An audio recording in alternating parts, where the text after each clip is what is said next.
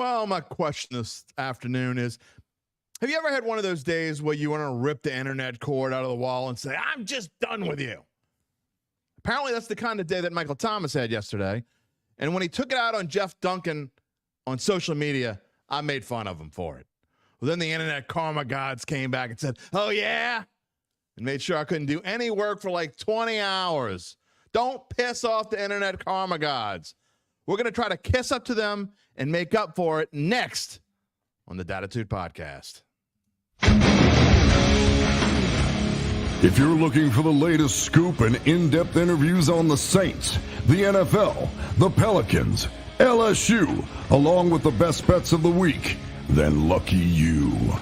Along with high-powered, in-the-know guests who cover our teams, Jim Derry brings plenty of Dattitude. And he'll always tell you the way it is, or at least the way he thinks it is.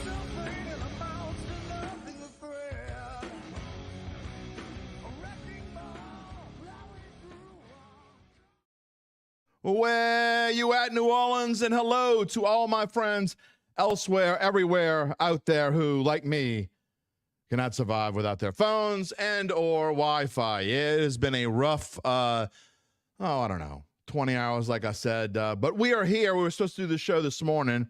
Thank my guest coming up, Eric Asher, for being great and saying, okay, we're not going to do it at 9:30. We're going to do it at 3. He had a lot going on today. He's going to come on in a little bit, but I had some work done outside my house. And, second time in 2 weeks they're out there like digging up my lawn. And last week they came, dug up my lawn. Internet was out for like 2 hours. Okay. Not the end of the world. Not great, but not the end of the world. So yesterday, another crew comes by. Not going to mention the name of the company because it happens to be the company that I use for internet. So I don't want to tick them off any more than they're apparently ticked off at me. So come in, do some more, snip some kind of line, and then leave. They're just gone. 3:30, they're just gone. They don't come back. They don't fix it. Oh, it's been quite the ordeal. But we are here, and this is Dattitude, episode number 212 for a Friday, March the 8th, 2024. I am your host, in case you didn't know this, Jim Derry. Whether you're watching on one of our NOLA.com social media channels or listening to the podcast, as always, thank you for being a part of the show. As I said, Eric Asher, the newly branded 106.1 FM. The Ticket is coming on. He'll be on. We're going to be talking about all sorts of things. Saints, Pelicans, LSU Baseball. We're going to be talking about Michael Thomas versus Jeff Duncan.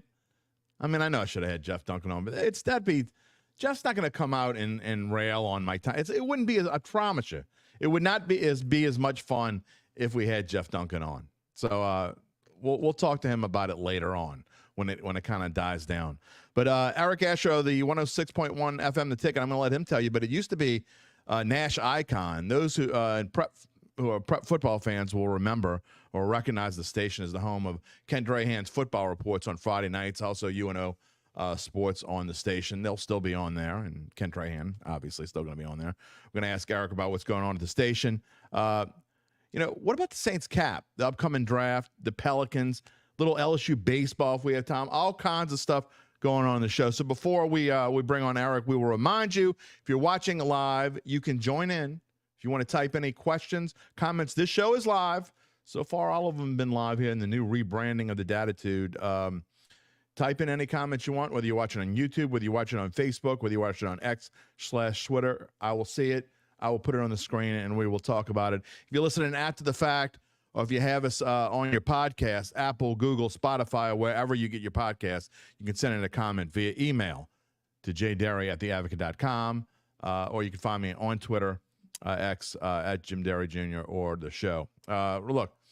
And lastly, before we get to our guest, a reminder to subscribe to our Dattitude YouTube page and click the little bell to receive notifications when we go on the air live. Yeah, I'm not gonna mess with Mother Nature anymore. I mean, maybe Michael Thomas has a special relationship with her we don't know about when it comes to the internet. I don't know, but he's apparently on social media all the time. I'm not going to tempt fate. We're going to bring in our guest, as we said, Eric Asher, my friend. What's going on? How are you this Friday afternoon? First off, thank you for being patient with me. And, it's been kind of a crazy day or so. Jim, it's live, man. That's what we do, right? We're supposed to adjust. I'm learning that very quickly.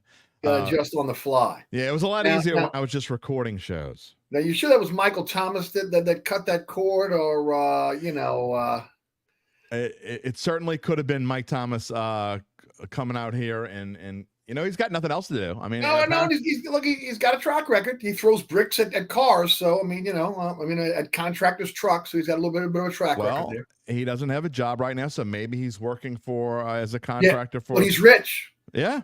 He's rich. Well, wasn't that what it was? He's rich. But everybody needs a job, though, even if you're rich. I think even if I was rich, which I'm certainly not, I would find something to do, right? Right. Yeah, well, he's got a lot of time on his hands. Maybe, again, a few years ago, he should have been, having the surgery, doing the things that he needed to do to get back on the field, and all of this would have never turned into what it would have turned into, which is a bad marriage going bad. Exactly. Going very bad. All right, let's get into the Michael Thomas debacle and the Saints here. We're going to talk more about the Saints than just Michael Thomas, but obviously it is the story of the day. And when I saw it, I thought it was a joke at first. I got to be honest. I mean, look, Jeff Duncan is, and I'm not just saying this because he's my colleague and has been my friend for 20 years, of course I'm going to defend him. But I mean, Jeff Duncan is one of the top sports journalists, not in just New Orleans area or Louisiana. You've had him on your show. You've talked to him many times, but he's one of the top football writers in the country. People are the guys you hear of, the Adam Schefters, the Tom Pelisseros of the world, all the big national guys, they talk to Jeff Duncan because he knows what he's talking about. Well, he's Pulitzer Prize winner. He's plugged into what's going on with the Saints, Pelicans, and of course, again, as a columnist, he's been a guy that's always told it like it was. So, Michael Thomas is sore about what happened. If he's upset, Michael Thomas, he's looking in the mirror. All Jeff Duncan was reporting what he was told, and again, it's not like it was a surprise to anyone. Everyone knew that this was his last year, based on the way the contract was renegotiated. Again, he was just letting the audience know his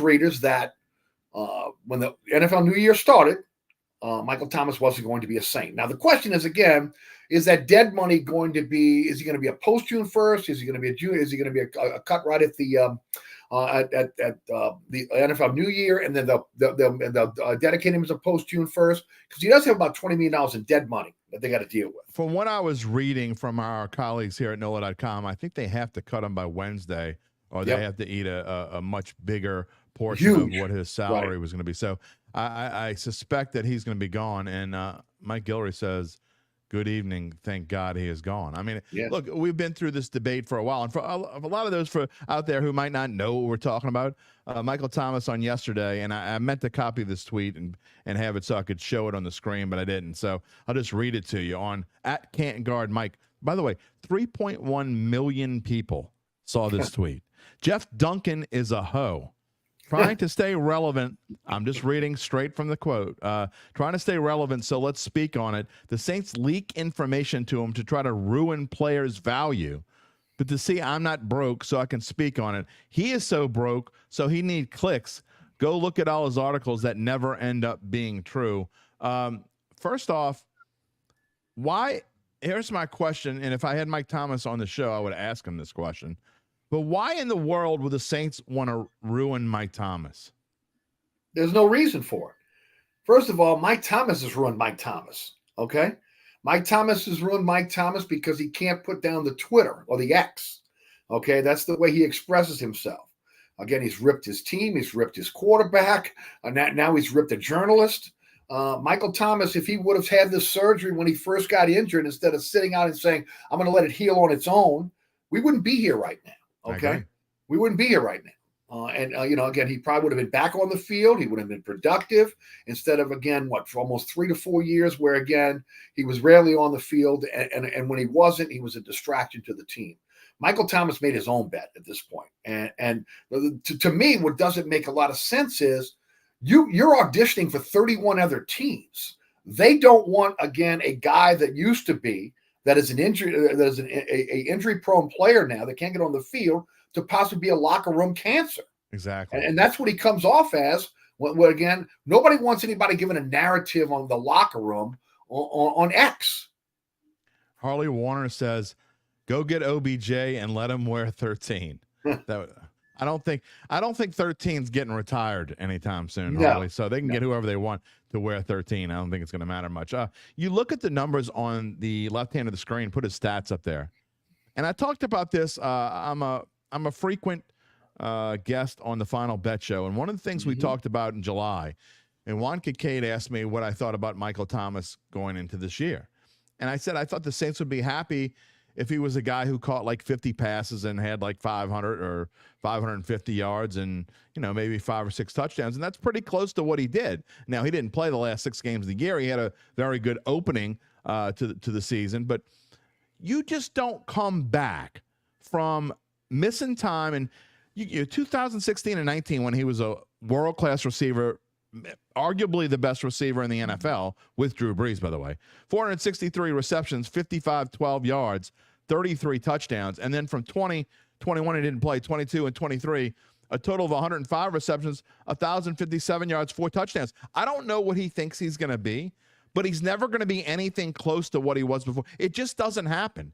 You don't miss as much time as he's missed and come back and be a Pro Bowl kind of receiver. It's not going to happen. And so why he's lashing out on the people is kind of mind-boggling.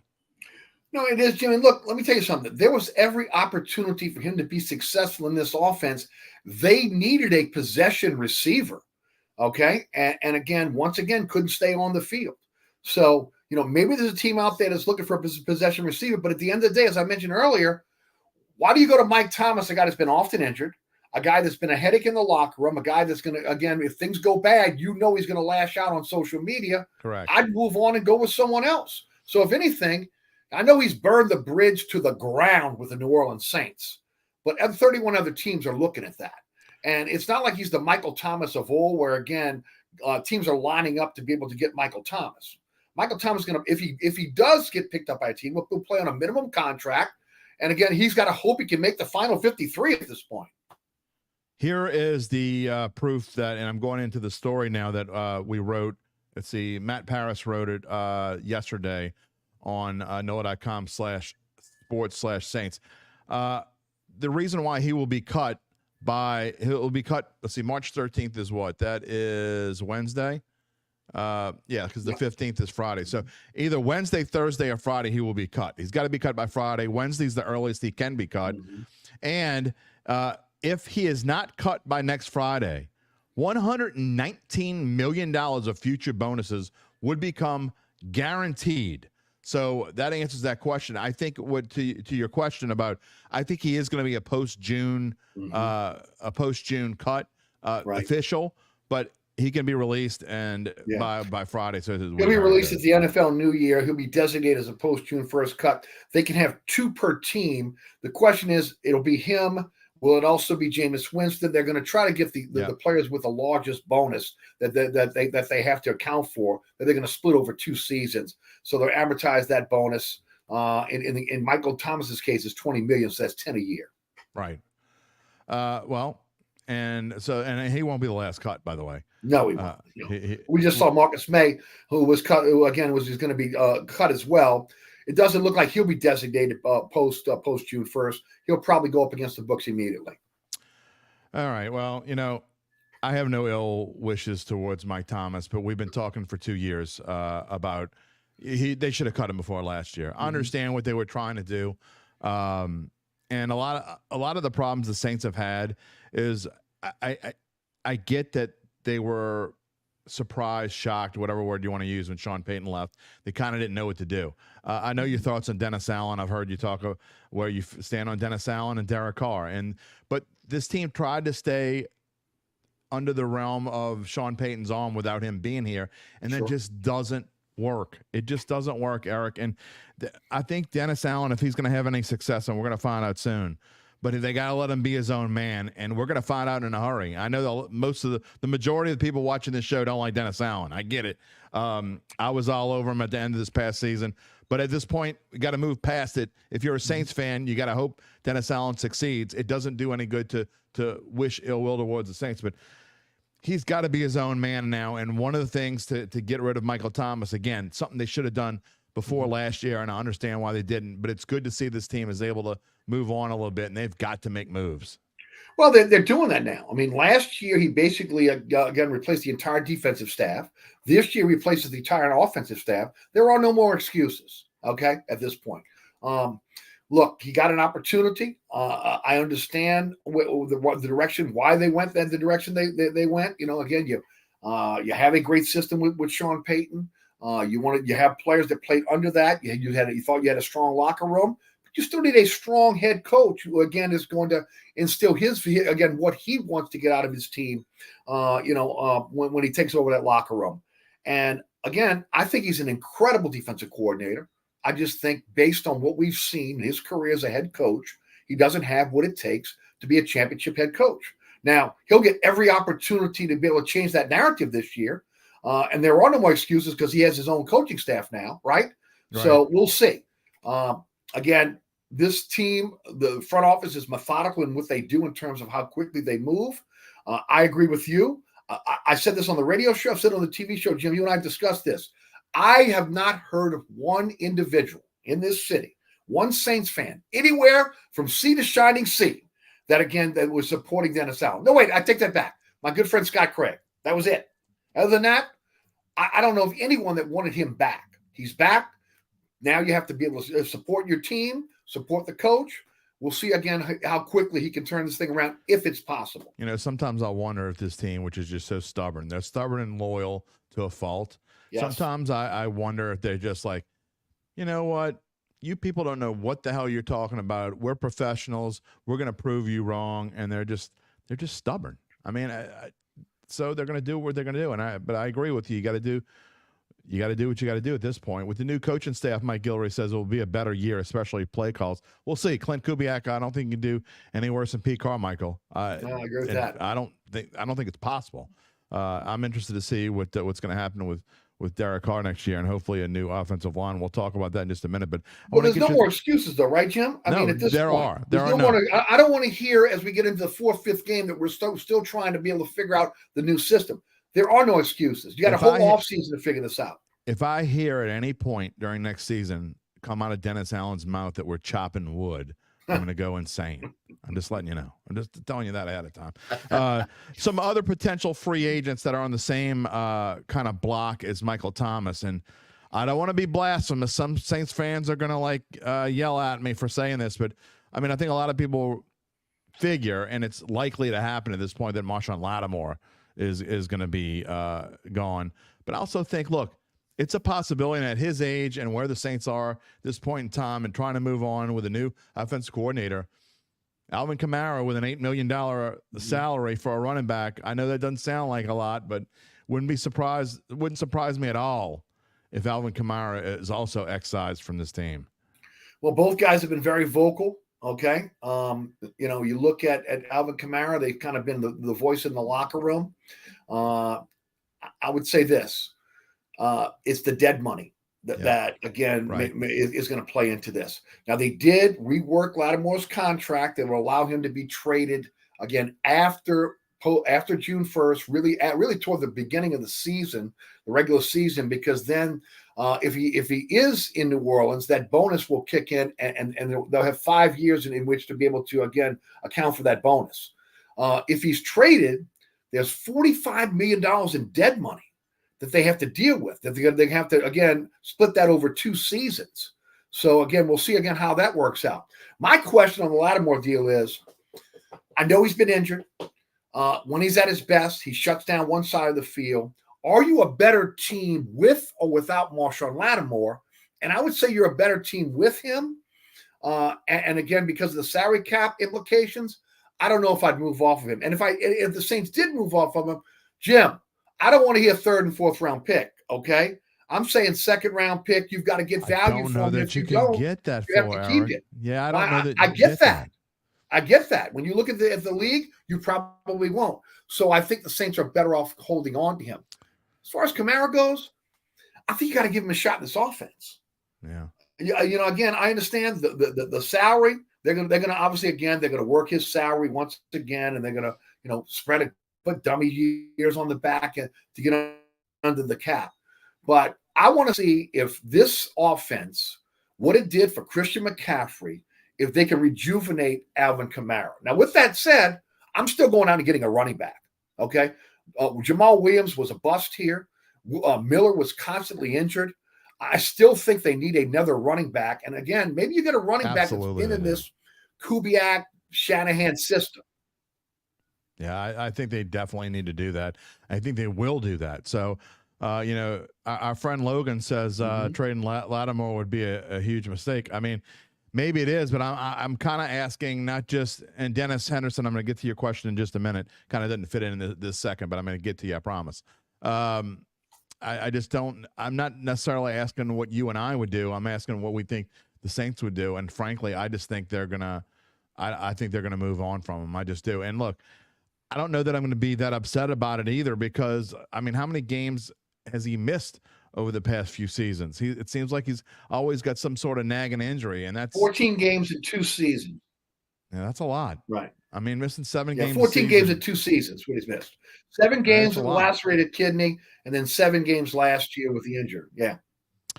Andre McGrady says AK can put up numbers. Our offensive line was never that good. Drew's playmaking decisions was just outstanding. Well, of course. But the problem, Andre, and I don't know if you agree with me, Eric, or not, is we're not talking about AK at age 25. We're talking about AK at age 30. And when you're talking about running backs, that's the age where running backs go to the barn. I mean, that's where you're going to see it. And I said this last night on Final Bet. I said that, it's Derrick Henry's about to take a big, giant slide downward.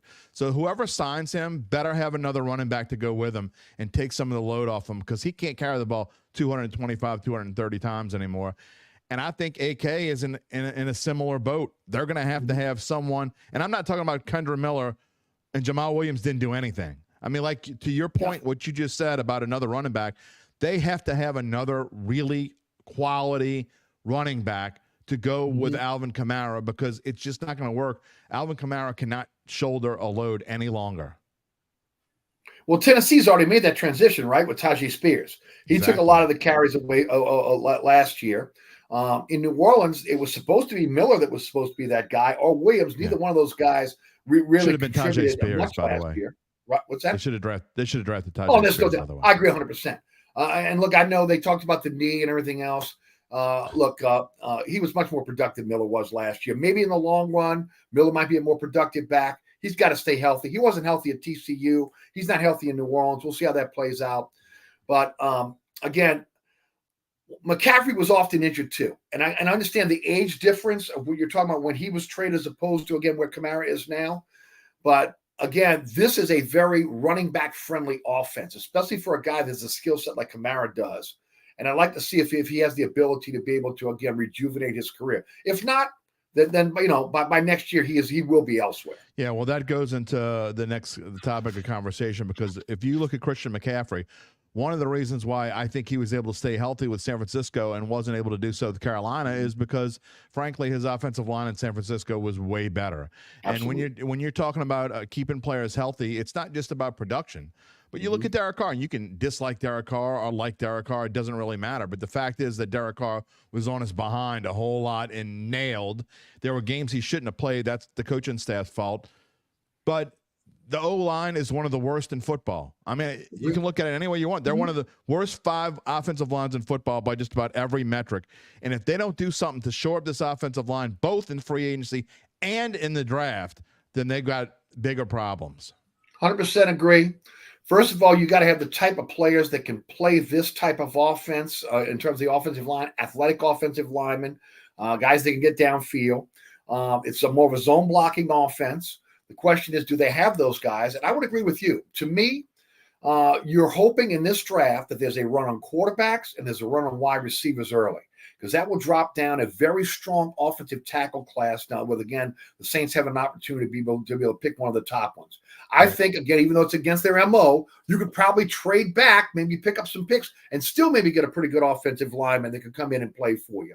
But that offensive line and defensive line have to be the priorities for this team in the offseason. I 100% agree about it being a priority. If the guy is there that you want in 14, then take him. But if he's not, then like you say, I don't think you can go wrong by maybe trading back a little bit. Well, But you're especially right. with not having a third and fourth round pick, right, Jim? I mean, you've given Yeah. those picks away.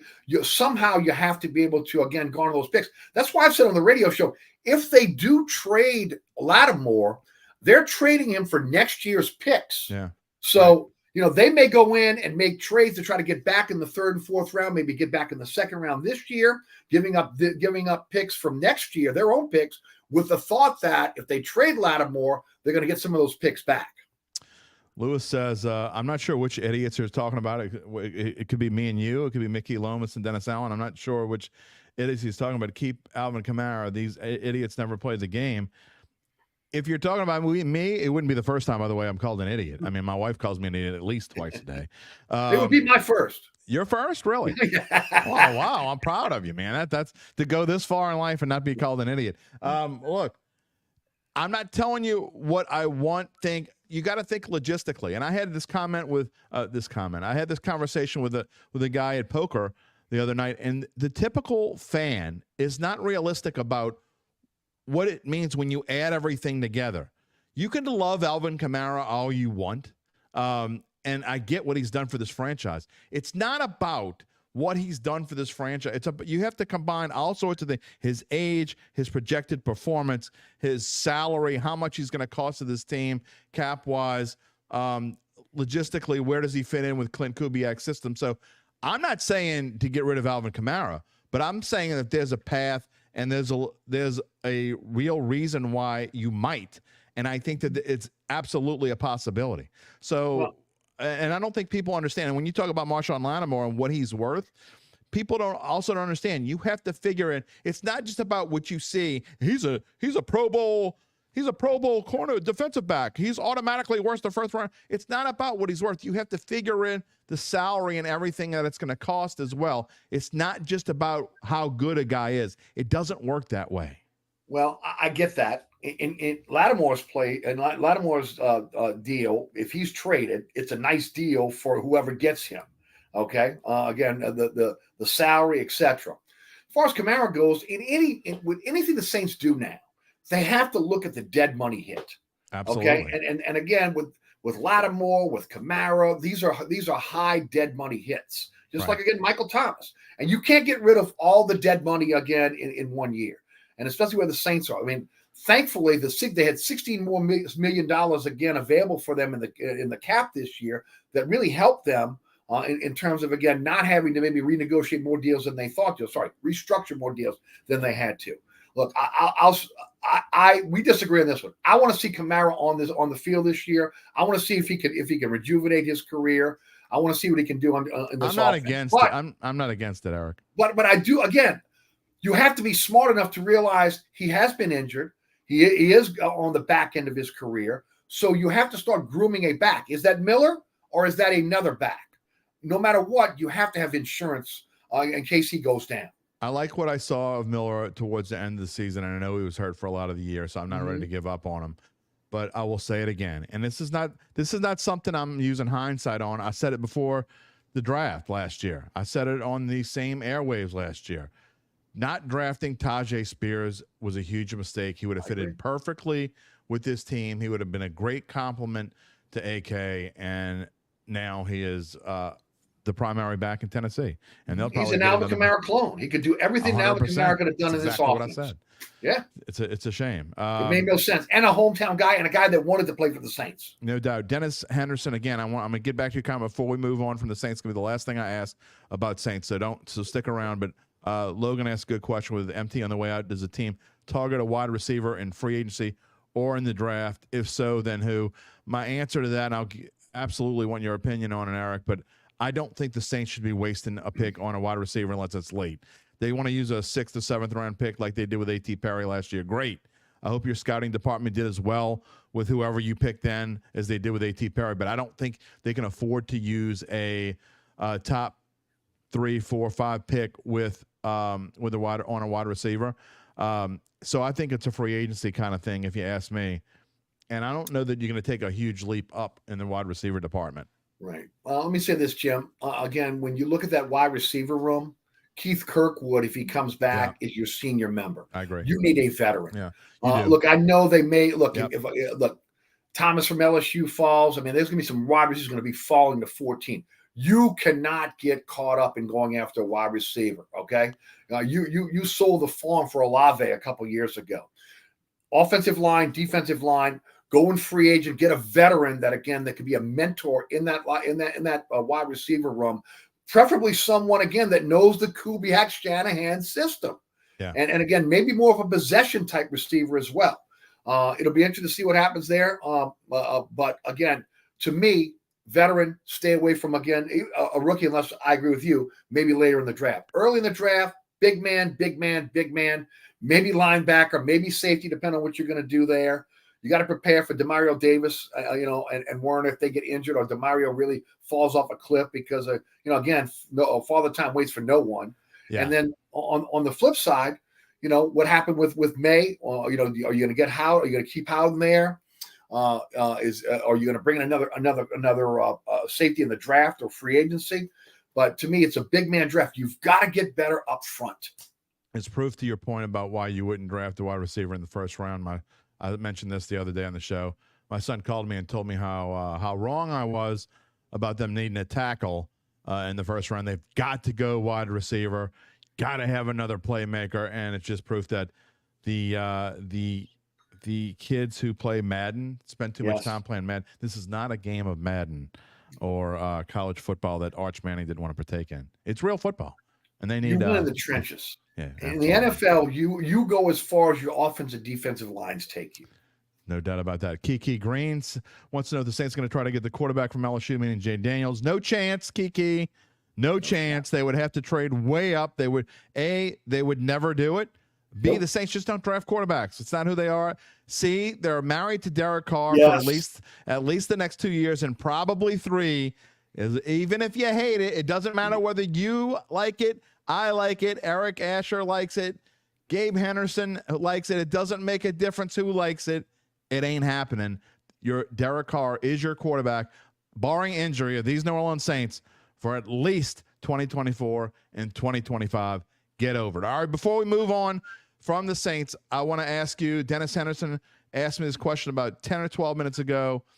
He wants to know, is it true that Sean Payton wanted to come back after he took the year off? If so, I don't understand why they would take him back instead of keeping Dennis Allen. I've heard this rumor as well. I don't know that we've ever talked about it on this show. I can't imagine that is true. I can't imagine it's true either, because knowing this organization, how much influence Sean Payton had in this organization, I think they'd have said, Dennis, it's been real. Sean's coming back. I don't think so. I think there was a lot more to this than just Sean bailing because he saw the salary cap. He saw a future without Drew Brees. I think there was a situation with maybe his family wanting to be able to move out of New Orleans as well. So I think there were a lot more things than just what was going on the field. And I think the fact that he's getting more and more control in Denver. Right. Okay, you see that now. Okay. To me, I don't know if that rumor is true. I really don't. I highly doubt it. All right, we got 7 or 8 more minutes with Eric, so let's move on. I do want to talk about the New Orleans Pelicans. It has been quite an interesting ride the last month or so. And we said, Eric, going into January, I know it was on your show at the very end of December and then again in January, and we said that, from January into about the early part of February, they had a chance to make a move, right? Their schedule got a lot easier after a tough one. And they've taken advantage of it. They've been able to beat a lot of these bad teams, but there are still some games where I shake my head and I wonder what is going on. I just don't get it. This team shows it can be an NBA champion caliber kind of team, and then other nights they just look like they're taking a night off. Well, I think it has to do again with I don't want to call it inexperience, but inexperience on knowing how to win consistently. They've never, again, I don't want to make excuses for this team.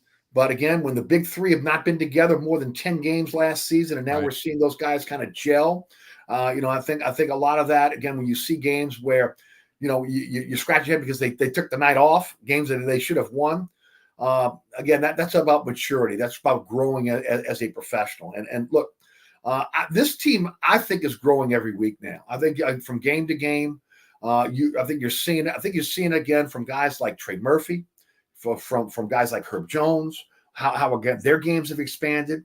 I think we're seeing an in-shape Zion Williamson now, and I think you see that not for what he can do on the offensive end. We're seeing him play defense now. We're seeing him blocking shots off the ball. We're seeing him being much more, again, aggressive on the defensive end. We're seeing a guy now in Brandon Ingram who feels confident being a 3-level scorer. Heck, McCollum's almost forgotten at this point, at times, right? Right. And of course, Valanciunas is the most underrated player on that team. Double guy every single night. And the fact that anybody's even talking about trading him, again, I was pulling my hair out, okay? Because, he's who's going to rebound for you? Who's going to be the guy that's going to knock down some of the 3-point shots for you? I like this team. I like the direction they're going right now. I would have liked them to see it add a veteran at the trading deadline or in the buyout market. They're not going near the luxury tax threshold at this point. So, again, I get it. But look, they're in 5th place right now. They're playing really good. They got Philly tonight. They got Atlanta on Sunday. These are the games you have to be able to win if you're going to be a top 4 seed in the West.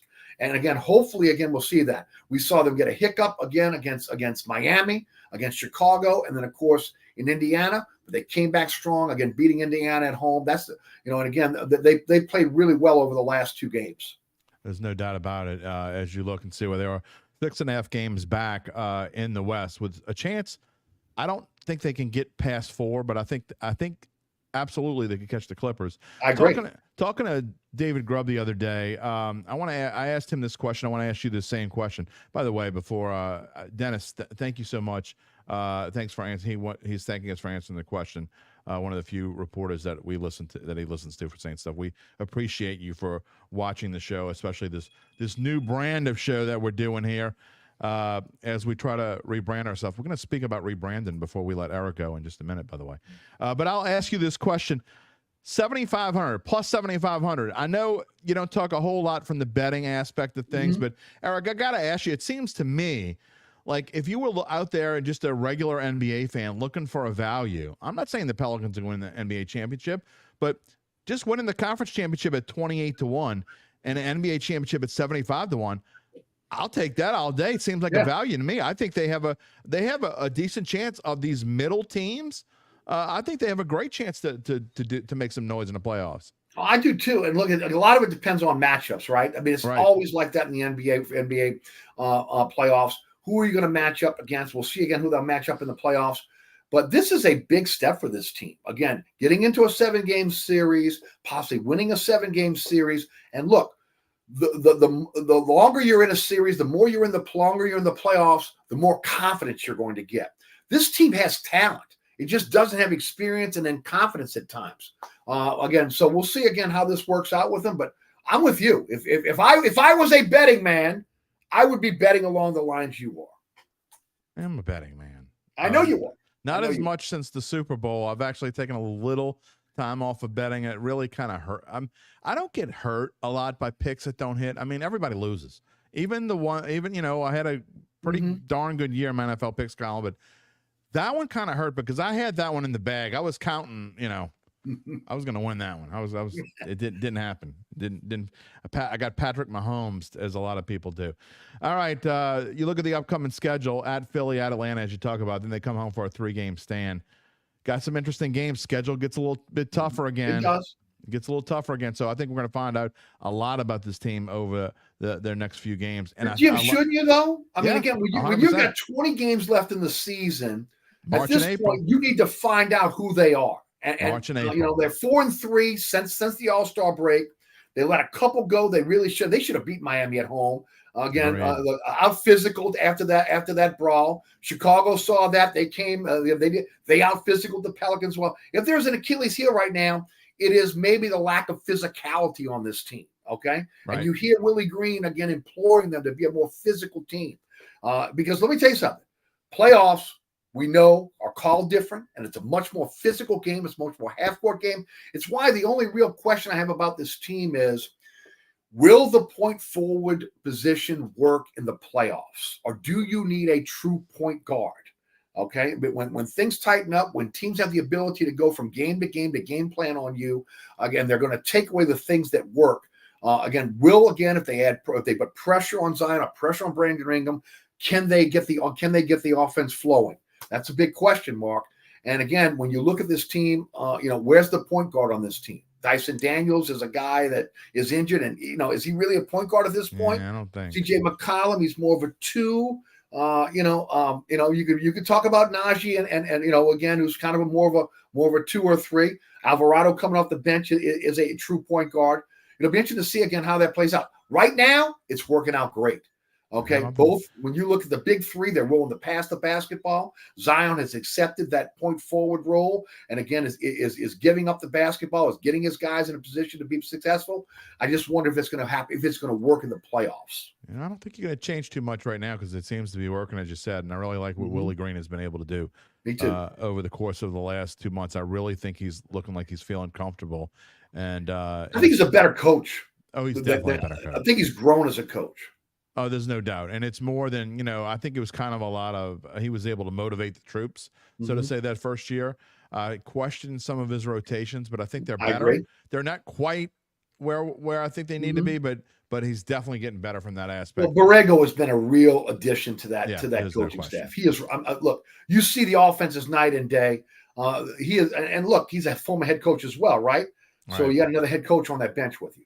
I agree. All right, before we let you go, I want to talk about LSU baseball for just a minute or two. 12-1, ranked number 2 in the country. You see their upcoming schedule. I didn't realize until I started putting this together. SEC play is opening next weekend. Yep. So next weekend they will get Mississippi State on the road in Starkville. But Eric, I think this team could be better than last year's, and the way they're pitching right now. Right. Well, much more deeper staff, right? Yeah, right. I mean, when you look at it, Holman has come over from Alabama and has played well. The kid Anderson out of St. Paul's the other day was again, he was throwing bullets at Southeastern. Again, it seems like everybody they put on that mound has pitched well for him. And look, they can hit the baseball. They can hit the baseball. Yeah. It's amazing what Johnson has been able to do in just a short period of time, again, in kind of reloading this team. Now, NIL helps. The transfer portal helps, no doubt. Again, the reputation and the historic significance of the LSU program in college baseball, all that helps. But at the same time, you still got to coach them up and get them out on the field. And I agree with you. I'm looking at this lineup. I'm looking at this pitching staff, and I'm saying, my gosh, this might be a deeper pitching staff than we saw last year. This might be a better lineup, 1-9, than we saw last year.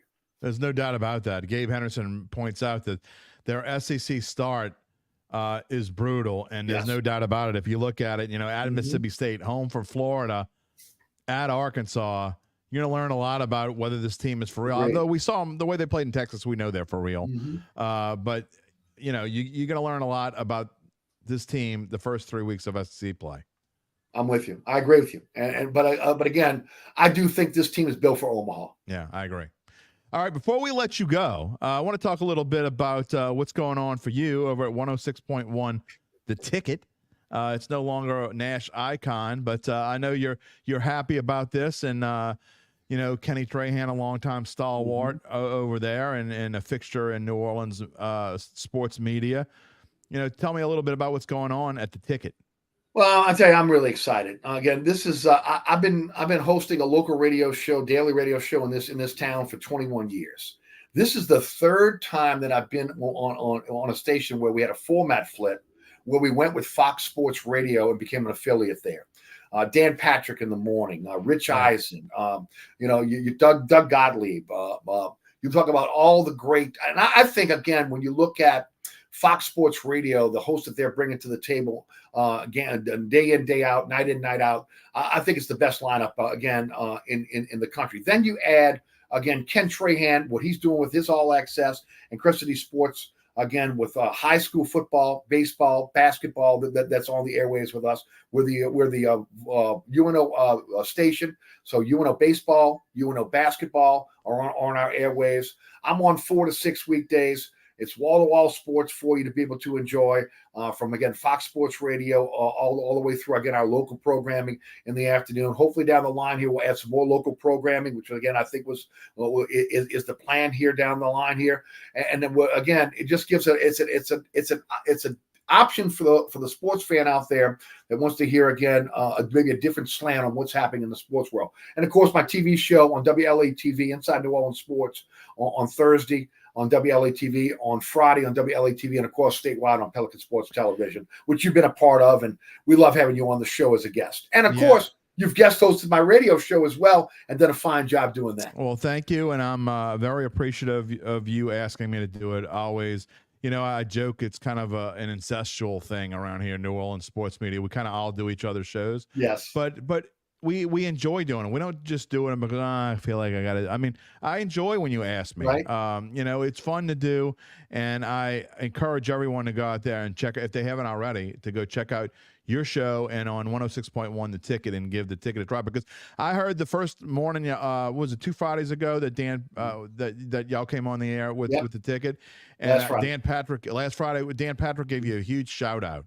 Yeah. I don't know if you heard that or not, but I did. He spent a couple of minutes talking about the station. So we're excited. We're excited, Jim. Look, the Super Bowl is in New Orleans this year. Fox Network is carrying the Super Bowl. Fox 8 here in New Orleans, Fox Radio. We're really excited because, again, this is the kind of the synergy of what's going to be happening in the media is going to be flowing through Fox. So being a Fox affiliate, we're really excited about that. Well, we look forward to continuing. I can't believe this is the 212 episodes. The first time you've been on my show. I don't know how that happened. I feel I thought it was like 21 episodes or something. I know, man. Hey, Jim, let me tell you something right now. And look, in all seriousness, I think you do a fantastic job. Thank you. One of the things that I look for someone that's going to come in and host my show when I'm out or as a guest, I want someone, again, obviously has got a great personality, great delivery, and also, again, it has knowledge, great knowledge. And again, you have an incredible knowledge on what's going on in the sports world, not just here in New Orleans, but again, nationally, internationally.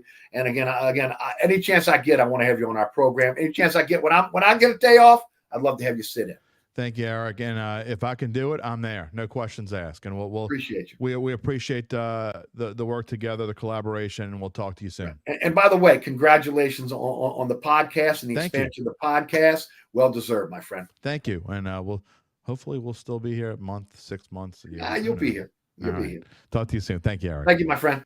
Eric Asher of 106.1 The Ticket. We thank him for being a part of this show. And I guarantee you won't be 212 episodes again before he comes on here on the new Dattitude as we ramp up things going on. Speaking of ramping up and new segments, we told you before, the newest segment, it's kind of a new old segment. We're going back to it. The Extra Point. And it can be a shout out. It can be going back to a date in history. It could be, the good thing about having your own show is being able to brag about things that you love. And that's kind of what I'm going to do here today. It's one of those days I get to use such that perk. A shout out to my alma mater, the Archbishop Shaw Eagles, and more specifically the basketball team, which is led by Coach Wesley Laurendine. Although they fell 39-28, I know, 28 points, really? They only allowed 39 points to the top seed, but they still fell. It's just one of those days. They couldn't get anything going. I think they shot the first 3 quarters. I think it was like 15% of the field. It was a rough day.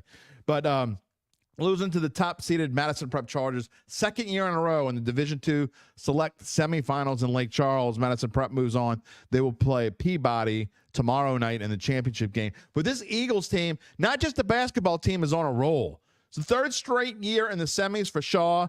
Again, the second in a row that they lost to top seed Madison Prep.